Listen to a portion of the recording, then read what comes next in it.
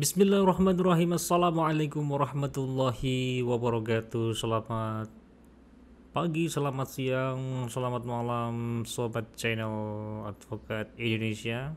Selamat datang di channel Advokat Indonesia. Masih bersama saya Pramadya Khairul Awaludin, Sarjana Hukum Magister Hukum, dosen luar biasa IAIN Ponorogo pada tahun 2020. Pada video kali ini kita akan melanjutkan perkuliahan pada mata kuliah Etika dan Profesi Hukum. Pada video kali ini kita akan mengangkat sebuah tema, yakni etika profesi bagi penegak hukum di Indonesia. Oh ya, sebelum kita lanjutkan video kali ini, saya harapkan kepada teman-teman semuanya yang belum subscribe, silahkan subscribe karena subscribe itu gratis dan tidak dipungut biaya. Awali pembahasan pada mata kuliah ini ada sasaran, goal, tujuan daripada kita menjalankan etika dalam menjalankan profesi. Jadi etika profesi hukum itu sebetulnya secara khusus itu ditujukan, diperuntukkan kepada profesi yang bergelut di bidang hukum, orang-orang yang menjalankan profesi di bidang hukum. Siapa saja? Tentu kita sudah memahami, ada hakim, ada jaksa, ada polisi, dan ada advokat. Etika atau kode etik itu kemudian sebetulnya digunakan dalam rangka untuk menjaga dan mencegah terjadinya perbuatan menyimpang yang merugikan citra dan kehormatan profesi. Ya.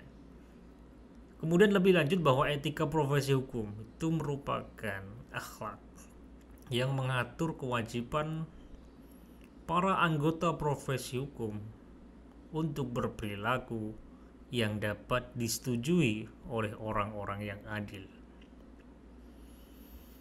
Jadi di satu sisi etika itu sebagai pedoman, namun di sisi lain bahwa etika itu kemudian juga mengatur beberapa hal tentang kewajiban-kewajiban yang harus dijalankan oleh para pemangku pada profesi hukum ini.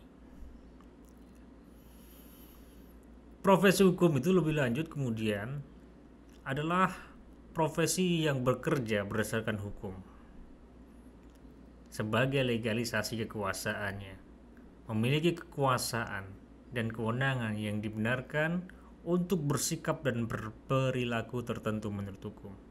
Nah, inilah yang membedakan profesi hukum ini dengan profesi yang lain, karena legalisasinya sah, legalitasnya diberikan oleh negara, kekuasaannya diatur dan diberikan oleh hukum dan peraturan perundang-undangan yang berlaku.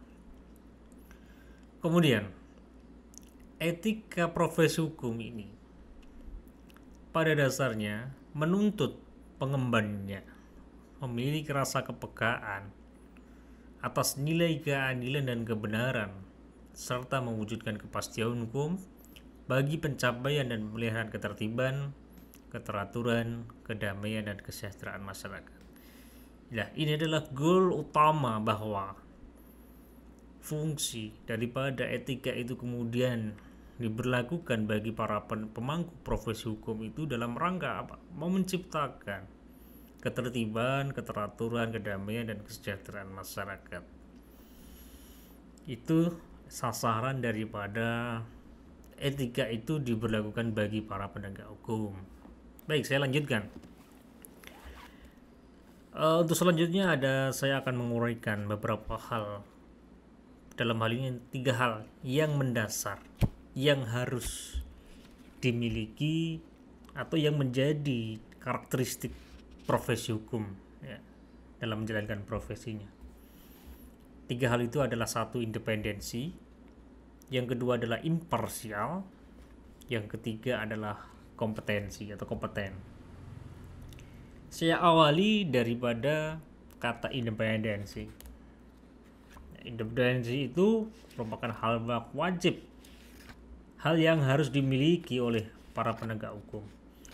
Independensi itu secara harfiah itu akan maknanya adalah bebas, merdeka, atau berdiri sendiri.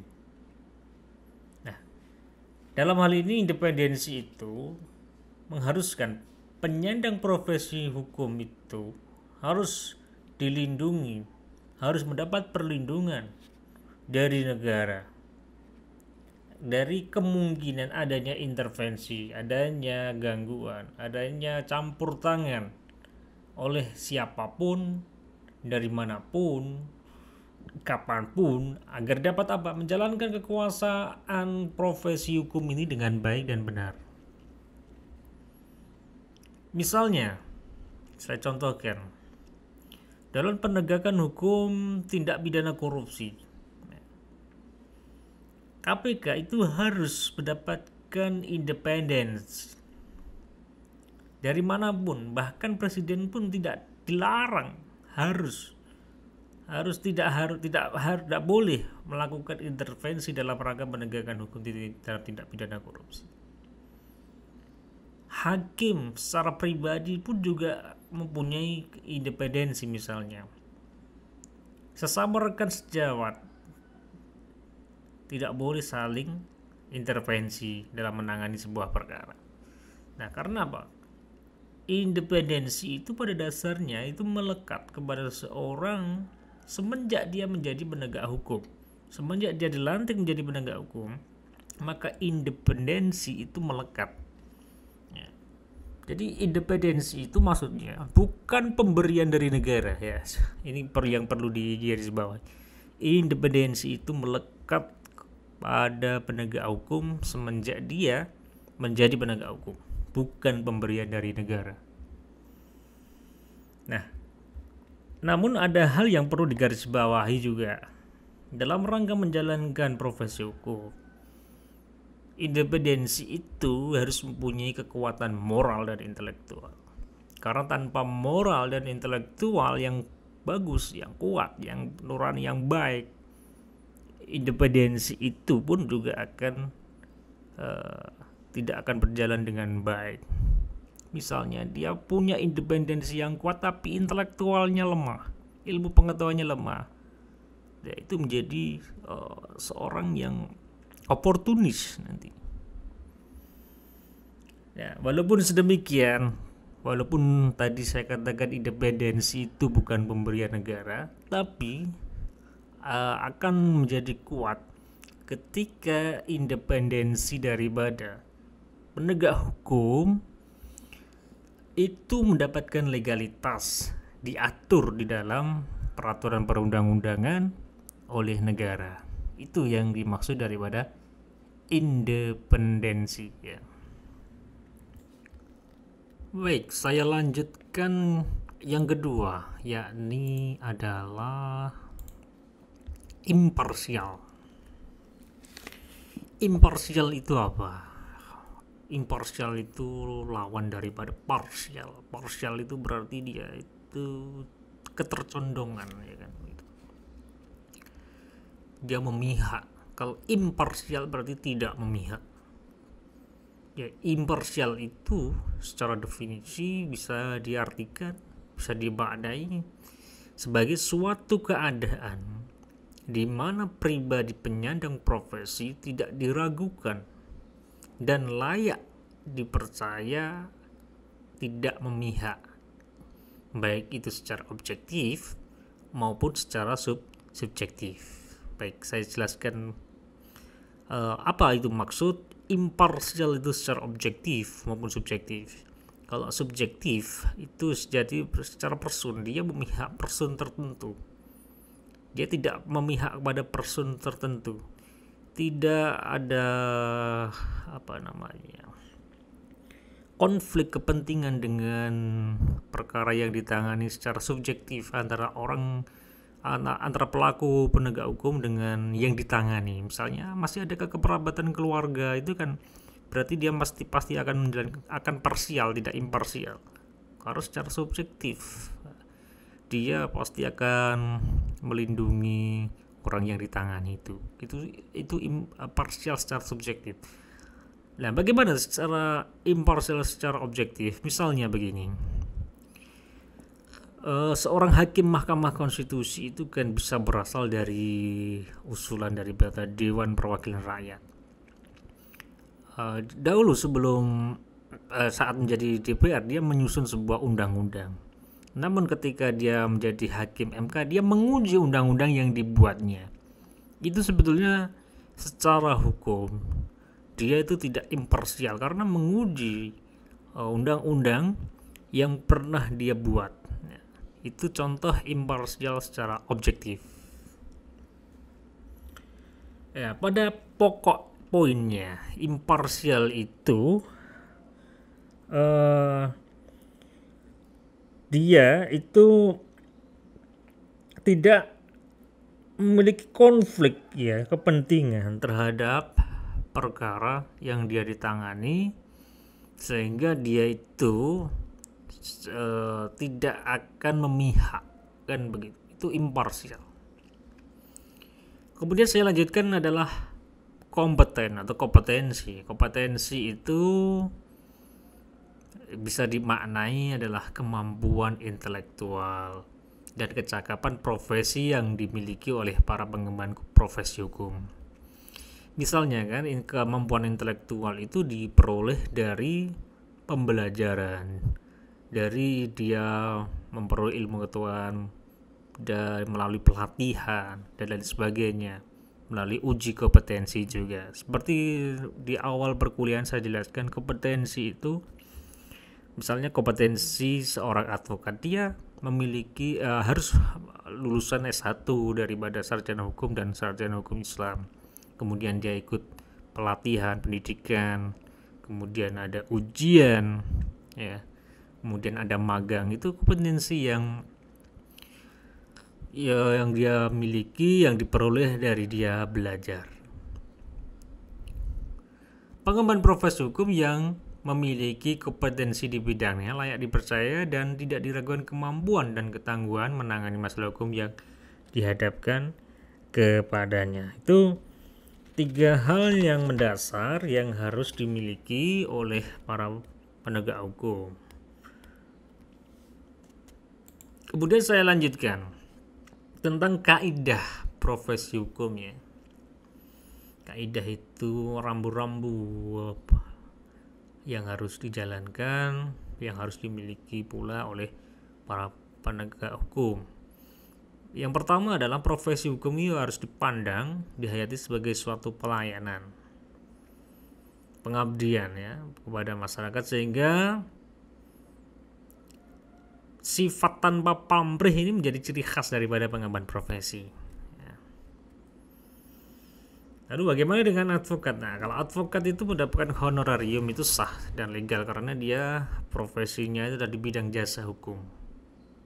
Nah, ini berbeda ketika para penegak hukum itu yang berada di institusi kepolisian, hakim, kejaksaan. Dia itu mendapatkan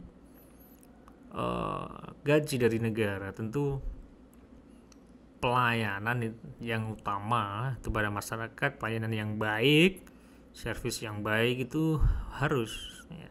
Karena ketika ada pelayanan yang buruk itu pasti itu satu, dia berdosa pada dirinya sendiri karena telah memakan gaji buta dari negara. Yang kedua ya, dia berdosa terhadap masyarakat itu membayar pajak, menggaji secara baik, kemudian uang pajaknya itu digunakan untuk membayar para penegak hukum. Kalau tidak masyarakat dilayani secara baik, itu double dosanya ya kan. Maka profesi hukum itu harus prima memberikan pelayanan kepada masyarakat. Yang kedua, pelayanan profesional dalam mendahulukan kepentingan pasien dan klien mengacu pada kepentingan atau nilai-nilai luhur sebagai norma kritik yang memotivasi sikap dan tindakan. Yang ketiga, pengemban profesi harus selalu berorientasi pada masyarakat bagi keseluruhan. Yang keempat adalah agar persaingan dalam berlangsung secara sehat sehingga dapat menjamin mutu dan peningkatan mutu pengemban profesi. Maka pengemban profesi harus bersemangatkan solidaritas antar sesama rekan seprofesi, itu saling harus menghargai sesama rekan sejawat. Itu kaidah-kaidah rambu-rambu yang harus dijalankan dalam rangka menjalankan profesi hukum. Saya lanjutkan, tujuan daripada etika profesi hukum itu apa? Satu, itu menjunjung tinggi martabat profesi. Dua, meningkatkan pengabdian para anggota profesi, meningkatkan mutu profesi, meningkatkan mutu organisasi profesi, meningkatkan pelayanan, memperkuat organisasi profesi. Yang ketujuh, membangun dan meningkatkan kepercayaan masyarakat atau klien. Jadi ini sama dengan nanti, maksud saya kenapa ini saya paparkan ulang, karena ini nanti tujuan daripada kode etik itu sama. Tujuannya dengan etika profesi hukum itu dijalankan bagi para penegak hukum. Misalnya kode etik itu kan salah satu fungsinya nanti kan untuk menjaga agar martabat profesi itu selalu terjaga. Ya.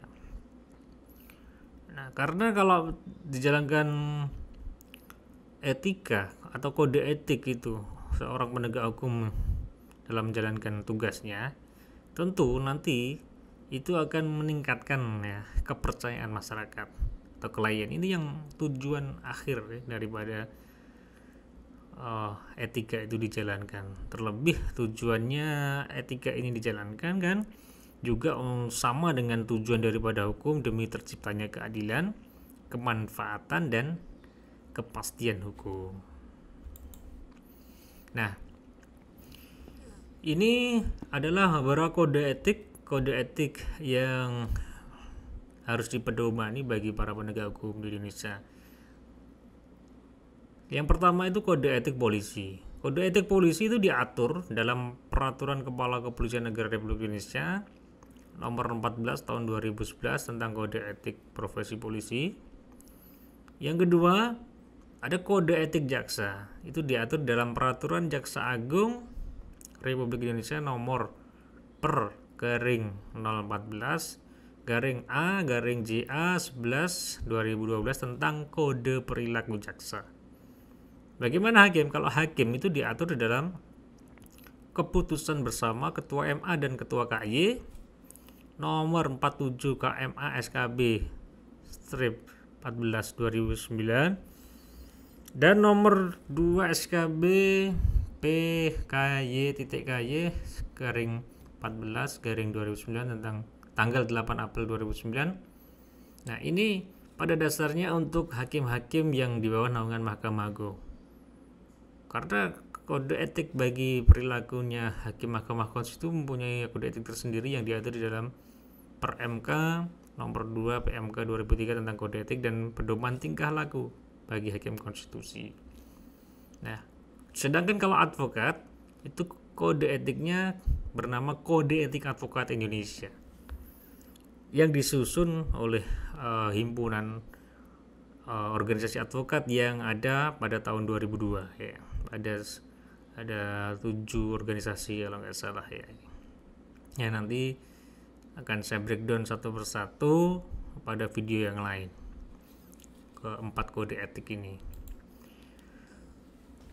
Baik, yang terakhir ini sangat penting ya untuk diketahui para adik-adik mahasiswa bahwa pada dasarnya kode etik itu ditegakkan kalau di Indonesia oleh para penegak kode etik. Ya, dalam hal ini itu bisa dikatakan kalau di Indonesia sebagai lembaga pengawasan. Lembaga pengawasan itu ada pengawasan internal dan eksternal. Kalau internal itu pengawas internal itu merupakan sebuah proses yang diwujudkan oleh pimpinan organisasi maupun anggotanya dirancang untuk menjamin tercapainya tujuan, yakni efektivitas dan efisiensi dari kegiatan yang dijalankan. Jadi misalnya institusi daripada Mahkamah Agung dia membuat semacam pengawas internal dari intern di Mahkamah Agung yang nanti akan disebut sebagai BAWAS, Badan Pengawasan ya. Nah, pengawasan internal itu guna mewujudkan clean governance agar to be good governance, agar mewujudkan pemerintahan yang bersih untuk terciptanya pemerintahan yang baik. Nah, pengawasan itu ada beberapa macam model, langsung, tidak langsung, ada preventif, ada represif, intern dan ekstern, silahkan nanti dikaji sendiri. Nah, kalau pengawasan eksternal itu dilakukan oleh organ yang berada di luar institusi profesi yang bersangkutan. Ini saya berikan siapa itu pengawas-pengawasnya. Kalau internalnya polisi itu ada Itwasum, Inspektorat Pengawasan Umum. Ada divisi Propam, ya, profesi dan pengamanan. Kalau eksternalnya polisi itu ada Kompolnas, Komisi Polisian Nasional. Kalau jaksa itu ada internalnya, ada Jamwas, Jaksa Agung Muda Bidang Pengawasan. Kalau eksternalnya jaksa itu ada Komisi Kejaksaan Republik Indonesia. Kalau hakim itu tadi saya katakan ada Bawas, ya kan. Kalau eksternalnya mungkin ya ada Koalisi Masyarakat Pemantau Peradilan, itu kan bisa. Tapi itu bukan resmi ya. LSM aja. Kalau hakim juga ada eksternalnya, yakni KY, Komisi Yudisial. Nah, bagaimana dengan advokat? Advokat itu ada lembaga yang disebut Komisi Pengawas yang dijalankan oleh Dewan Kehormatan Organisasi Advokat. Jadi kalau masyarakat secara umum mengalami adanya penegak hukum itu yang melanggar kode etik, silahkan laporkan ke organ-organ yang saya sebutkan di atas itu tadi. Nah, itu kuliah ya yang berkaitan dengan arti pentingnya kode etik di Indonesia, sekaligus saya lanjutkan tadi dengan uraian lembaga pengawas yang mengawasi perilaku para penegak hukum. Nah, mungkin videonya cukup sampai di sini untuk video kali ini. Nanti saya lanjutkan pada video yang selanjutnya berbicara mengenai kode etik hakim dan penegakannya oleh Mahkamah Agung dan Komisi Yudisial. Terima kasih. Assalamualaikum warahmatullahi wabarakatuh.